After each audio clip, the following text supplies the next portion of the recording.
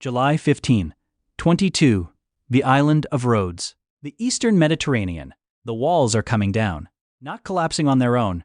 Being eaten. Systematically, methodically, from below and from outside simultaneously, by the largest siege operation the Ottoman Empire has ever mounted.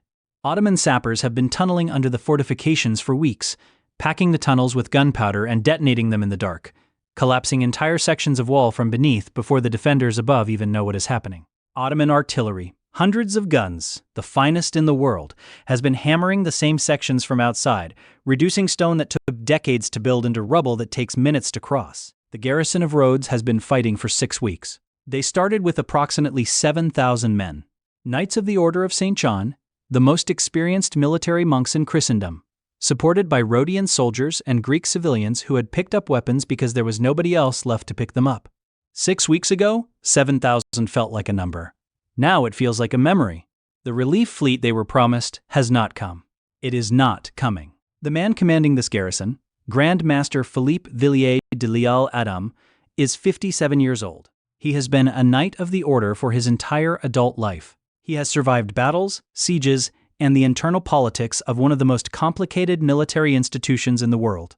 He is standing on a wall that his engineers tell him has perhaps 2 weeks of structural integrity remaining, looking at an Ottoman army that has not yet committed its full force, and making the calculations that commanders make when the mathematics no longer work in their favor. He decides to hold. This is the story of how 7,000 men held the gate of the world for 6 months against the full weight of the Ottoman Empire, and what it cost them, and what it meant, and why the man who finally broke through the walls let them walk away with their weapons and their banners and their dignity intact. To understand Rhodes, you have to understand what it was. The island sits at the southwestern corner of Anatolia, where the Aegean meets the eastern Mediterranean. In strategic terms, it is one of the most valuable pieces of real estate in the known world. Whoever controls Rhodes controls the sea lanes between Constantinople and Egypt, between the Levant and the western Mediterranean, between the Ottoman heartland and everything beyond it. It is not merely an island, it is a choke point, a toll gate on the highway of the sea. The Knights of St. John had held it since 1309. The Order of St. John, the Hospitallers, had begun as a charitable organization in Jerusalem, caring for sick pilgrims in the Holy Land. Over 2 centuries of crusading warfare they had transformed, gradually and then rapidly, into one of the finest fighting forces in the medieval world. When the Crusader kingdoms of the Holy Land finally collapsed in 1291, the Knights had retreated to Cyprus and then to Rhodes, and there they had built something extraordinary. The fortifications of Rhodes in 1522 were not medieval walls. They were Renaissance engineering at its most sophisticated. The Knights had spent 2 centuries improving them, learning from every development in artillery and siege technology, rebuilding and reinforcing in response to every new threat. The walls were thick enough to absorb cannon fire that would have demolished any conventional fortification. The towers were positioned to provide overlapping fields of fire. The moat was deep and wide and backed by a second wall. The city was divided into defensive sectors, each assigned to a different lang. A national contingent of the Order, English, French, German, Spanish, Italian, Provençal, and Auvergnat Knights who had trained together and bled together and knew every stone of their assigned section. They had survived 1 Ottoman siege already. In 1480, Mehmed the Conqueror, the man who had taken Constantinople in 1453, had sent an army to take Rhodes. The siege had lasted 3 months. The Ottomans had taken sections of the outer wall, had fought inside the city, had come close enough to the inner defenses that the outcome had been genuinely uncertain.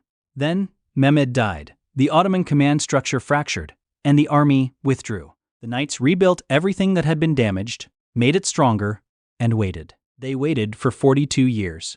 Suleiman I became Sultan of the Ottoman Empire in 1520, at the age of 25. He was young, educated, and possessed of a strategic vision that made his advisors simultaneously impressed and nervous. He had inherited the largest empire in the world, and he intended to make it larger. His first campaign had been into Hungary. His second was going to be Rhodes. The decision was not impulsive. It was logical in the way that all of Suleiman's decisions were logical. Rhodes was a thorn in the side of every Ottoman maritime operation. The Knights used it as a base for raiding Ottoman shipping, intercepting supply convoys, and harassing the coastal towns of Anatolia. Every time Suleiman wanted to project force into the western Mediterranean, or the Red Sea, or the Indian Ocean, Rhodes sat in the way like a stone in a boot. The commercial cost was significant. The symbolic cost, a Christian fortress operating freely within sight of Ottoman territory, was intolerable. He also understood something about the opening of a reign that his predecessors had understood before him. A sultan who moves decisively in his first years establishes the character of his rule for everyone watching. A sultan who allows the Knights of Rhodes to continue raiding Ottoman shipping announces, in the language that medieval power politics speaks most clearly, that he can be disrespected without consequence. Suleiman was not interested in announcing that. In the spring of 1522, he assembled a force that contemporaries described with the kind of numbers that historians argue about for centuries. The most conservative estimates put the Ottoman army at 100,000 men. The most generous put it at 200,000. The fleet that carried and supported this force numbered somewhere between 300 and 400 ships. Whatever the precise figures, every account from every source, Ottoman, Christian, and neutral, agrees on the essential point. It was the largest force ever directed at a single island. Suleiman himself came with it. He did not send a general. He came. This was the message. Not the army, not the fleet, not the artillery train that included some of the heaviest guns in the world. The message was that the Sultan of the Ottoman Empire had decided this was worth his personal attention. For the knights inside those walls, that message arrived before the fleet did. You are standing on the walls of Rhodes on the morning the Ottoman fleet appears. You have been on this island for years, some of you for decades. You know every stone of the fortifications you are standing on. You know the smell of the harbor in the morning, the way the light comes off the Aegean in summer, the weight of the armor you have worn so long it has shaped itself to your body. You have heard the reports. You have known for months that Suleiman was coming. You have spent the winter reinforcing walls, stockpiling supplies, sending letter after letter to the courts of Europe, begging for a relief force that Europe has been promising and not delivering since before you can remember. And now the fleet is on the horizon. Not 10 ships, not 50. The horizon is full. From one edge of your vision to the other, the sea has been replaced by Ottoman sails, and the sails keep coming and they keep coming, and after a while you stop counting because the number has stopped meaning anything. The Grand Master stands beside you on the wall. He is looking at the same horizon you are looking at. His expression does not change. If you want to know what he did next, stay with us. Philippe Villiers de l'Isle Adam had been Grand Master of the Order of St. John for only 2 years when the Ottoman fleet appeared on that horizon. He had not been elected for his military reputation, though it was considerable. He had been elected because the knights who chose him believed he was the right man for a siege they all knew was coming. They were correct. The Ottoman landing began in late June 1522. The army came ashore on the eastern side of the island, beyond the range of the wall guns, and established its camp with the methodical efficiency of a force that had done this before. The artillery train was unloaded and positioned. The sappers began their work. The first Ottoman guns opened fire on the walls of Rhodes in early July. What followed was not a battle in any conventional sense. It was a scientific dismantling. The Ottoman engineers were the best in the world. They had developed their siege techniques across decades of campaigns against fortifications in the Balkans, Anatolia, and the Levant. They understood artillery not as a blunt instrument, but as a precision tool. They did not simply fire at walls and hope for collapse. He wrote to the courts of Europe with a regularity that never slackened. Even as the replies grew thinner and the promises more hollow, he knew the relief was not coming. He kept writing anyway, because the act of writing was itself a message.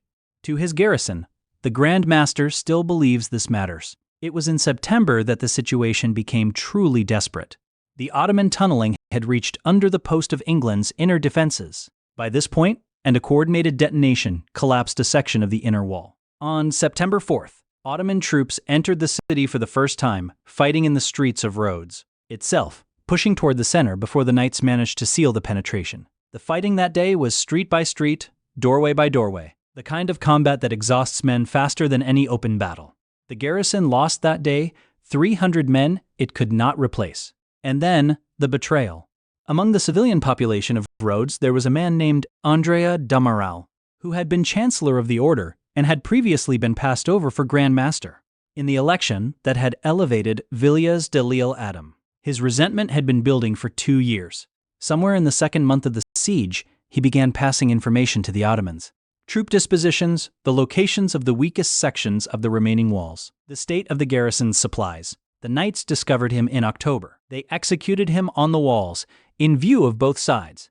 It was the act of a garrison that had run out of room for complexity. The Demarel case told the knights something they had suspected but not confirmed. The Ottomans knew more about the interior of the defense than they should have. It also told Suleiman something about the state of the defense, that after 4 months, with walls breached and supplies running low and a traitor found, in their own leadership, the knights were still executing their own people rather than negotiating. Suleiman had been watching this siege with the close attention he gave to everything.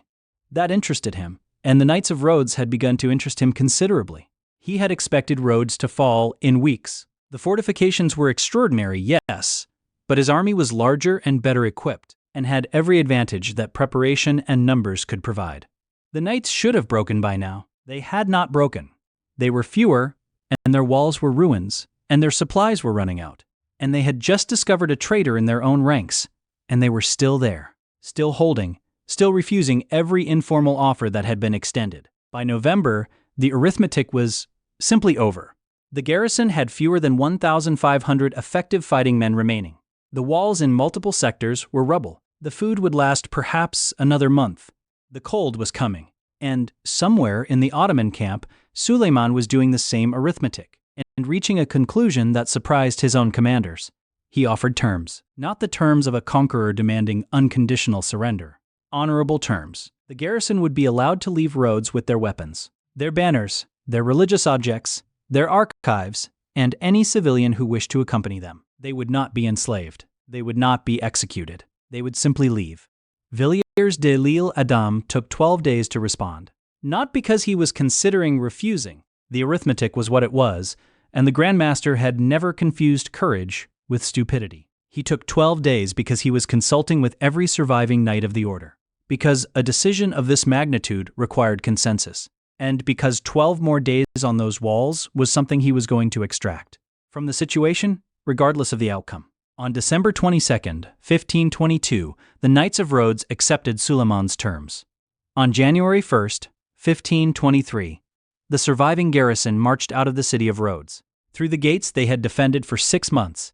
They carried their weapons. They carried their banners. They carried the icon of Our Lady of Philermos, which the order had held since the days of the Crusades. Their wounded were transported on their own ships. Grand Master Villiers de l'Isle Adam walked at the head of the column. Suleiman watched from his position and is reported, by Ottoman sources, to have said something that has been quoted and argued over for 5 centuries. The accounts differ on the precise wording, but agree on the substance. He said that it pained him to drive this old man from his home. The knights sailed to Crete, then to Sicily. Then through years of wandering that the order's chronicles describe, with a grief that is almost unbearable to read. They had nowhere to go. The courts of Europe that had refused to send a relief fleet now offered their sympathies, in terms that the surviving knights apparently received in a silence. That said everything that words could not. In 1530, the Holy Roman Emperor Charles V gave them the island of Malta. They spent the next 35 years fortifying it. In 1565, Suleiman sent an army to take Malta. The Knights of St. John, older now and fewer, held it for 4 months and broke the Ottoman assault in one of the most famous defensive actions in European history. The Great Siege of Malta is a different story, but it does not happen without Rhodes. The loss of Rhodes gave the order something that victories rarely give. It gave them absolute clarity. They knew exactly what was coming, exactly what it would cost, and exactly what they were willing to pay. They had already paid the worst price once. Paying it again was a calculation they had already made. Suleiman took Rhodes in 1522 and held it for the remainder of his reign, and beyond. Ottoman control of the island lasted until 1912.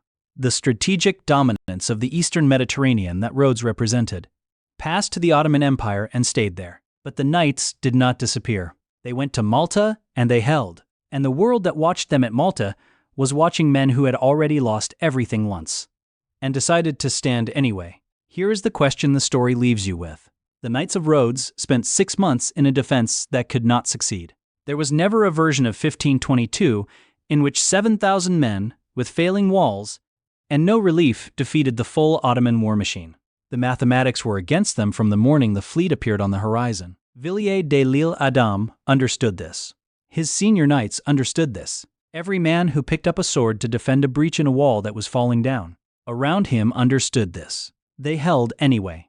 Not because they thought they could win, because every day they held was a day that cost Suleiman something he could not recover: men, supplies, time, the reputation of invincibility that every conquering power depends on. Each additional day the garrison stood was a small withdrawal from an account the Ottoman Empire would rather not have depleted.